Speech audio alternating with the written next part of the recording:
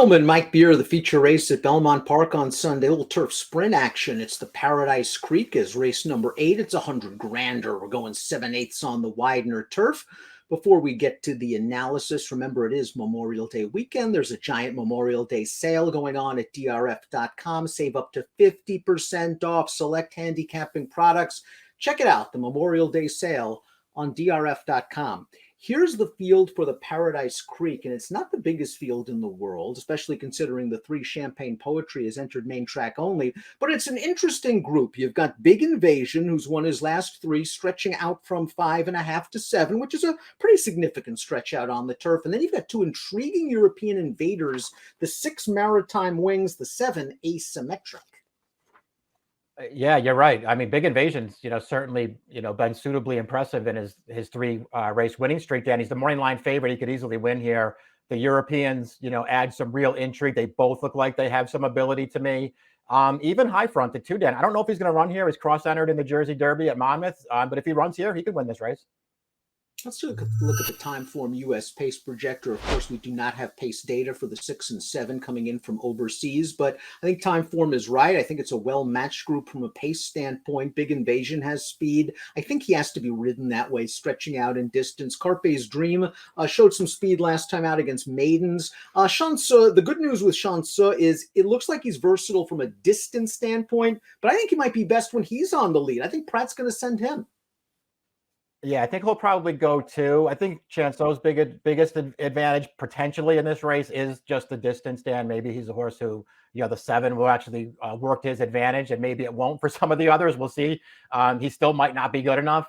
I'll be interested to see what High Front does if he runs here, Dan, because he's plenty fast enough to be right up there in part of the pace. Number 1, Shansu, is going to be cutting back in distance. Ran in the Woodhaven last time out, going 1 mile and a 16th, Mike, and he showed some good speed in that race. Maybe the distance was a little bit far for him. He has won at 1 mile in the past, but he's also won at 3/4, and maybe just cutting back is what he wants. Let's watch that Woodhaven. He was able to get to the lead. It didn't look like the pace was necessarily fast. Just gets tired at the very end. The 4th place horse in this race came back, ran 3rd in an entry-level allowance with a 79 buyer. I think Todd Pletcher realizes this horse is not going to be a superstar, and he seems to place him very well. Yeah, he's probably placed him really well once again in this race, more so because of the distance, Dan. It feels like the 7 could really help him, and maybe it won't help some of the others quite as much. We'll see. Both of his wins so far on the turf are races where he just got absolutely loose on the lead and wired him. I don't know if I feel like he's going to be loose in here, and if he's not loose, he's obviously got to take some kind of step forward if he's going to win. High Front might be the most interesting horse in this race if he runs here. Of course, he's also cross-entered at Monmouth in the Jersey Derby this weekend. High Front, considering the price, because you figure the Pletcher horse will take some money. Big Invasion's definitely taking money, and so will the 2 Euros. This horse did not have an easy trip last time out. Let's watch his most recent start on May the 5th. He's going to run 2nd in here as the favorite. He broke terribly. He was 5 wide on the backstretch, through the turn, into the stretch, and he keeps on trying, just missing by a half length. Really good performance.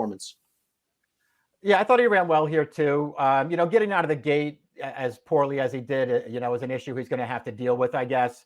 After that, he ran fine in here. He's got a shot to win this thing. The horse that holds him off, yes and yes. I think if you look him up on paper, you're not thrilled. I think he's 3 for 20 now. But that horse is actually underrated. He's run some really good races, so that's not a terrible loss for High Front. I thought he ran pretty well 2 starts back also, where when he had trouble at the start that day, that was not his fault. He got bumped pretty hard in that race. I think he's run well in all 3 of his starts, and I think he could win this race.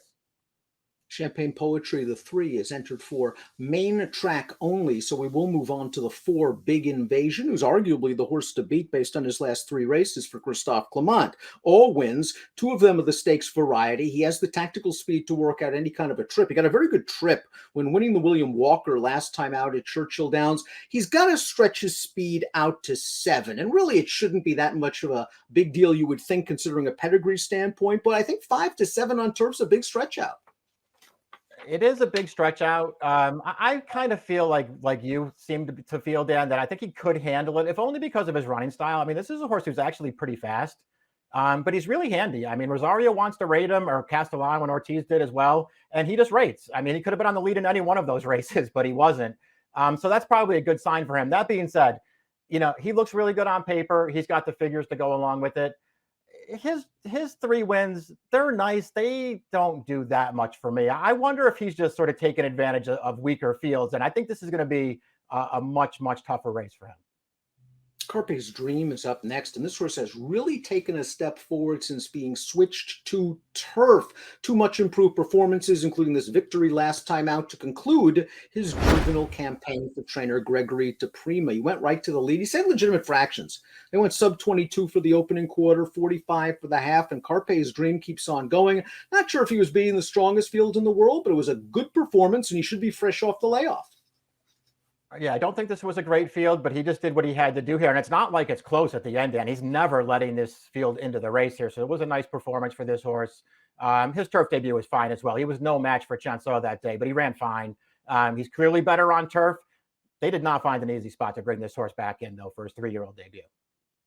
Maritime Wings, the number 6, ships in from overseas for Team Valor, Joseph O'Brien. And while this horse hasn't run since the late summer of last year, I think he should have plenty of bottom because he ran in 4 races, 3 at 7/8, 1 at a mile. A lot of these other horses are stretching out for the first time. His first 3 races, I think, were all solid. Last time out, they just ran him the mile. I think it was a little far for him, and he caught a good field, too. Yeah, it was a good field. He didn't run great in there. It was one of those races, though, Dan, where, when you watch that race, the last, 3/16 or so, 1/8 of a mile, that whole field had a shot at it. He was one of them. He got a little bit tired and got out finished. His prior 3 races were all really good. His debut was a really impressive performance, last to first, with a big run through the stretch. And he ran fine in those group races after that. He just wasn't as good as Point Lonsdale, who was a really, really good 2-year-old last year.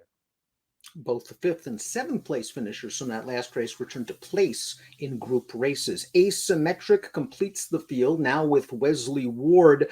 This horse was a group winner last year sprinting overseas. We haven't seen him since running 7th in the Middle Park. Now, that's a very, very tough group 1. He had a look at it, but about the 3/16 pole, and he kind of just flattened out in the waning strides. But the winner of that race is a good one. Came back to win another group 3. It'll be interesting to see how he handles the 7/8. They kept him exclusively at 3/4 overseas. Yeah, it's interesting that this is the place they bring him back in, Dan, because he was entered in that William Walker at Churchill earlier in the month. The race, the Big Invasion one. They scratched him from that race. They turn up here with this horse to go 7, so I guess they're not worried about it. I don't know. I liked him early on last year. I thought he had a lot of potential. It was interesting to see how they changed his running style, though. Those first 2 wins right up close to the pace, and then they started taking him back and making runs from out of it. I didn't think it worked quite as well for this horse. I'll be interested to see how they ride him. Before we get to our top selections, please subscribe to the Daily Racing Form YouTube channel for all the latest from DRF TV. Top pick time for the Paradise Creek. Big Invasion's the horse to beat. I don't think he has such a tremendous edge, though, that I'd want to take too short of a price. Maritime Wings is your euro. Asymmetric is my euro. I think your euro is going to be a better price. Yeah, that's most of the reason why I took him. I liked his races anyway, but I did feel like maybe he was the one who was the better price in this race, Dan. I liked all of his races last year. And like you, I'm not really afraid to bet against this favorite. I think Asymmetric needed the layoff. As you were mentioning, Mike, maybe he was just tailing off a little bit at the end of last year. Award has the ability to get these horses to run very, very well fresh, especially in turf sprints. I think he'll be running on late. 6-4-7-2 for Mike, 7-2-4-6 for me. It's the Paradise Creek, the feature at Belmont on Sunday. Good luck.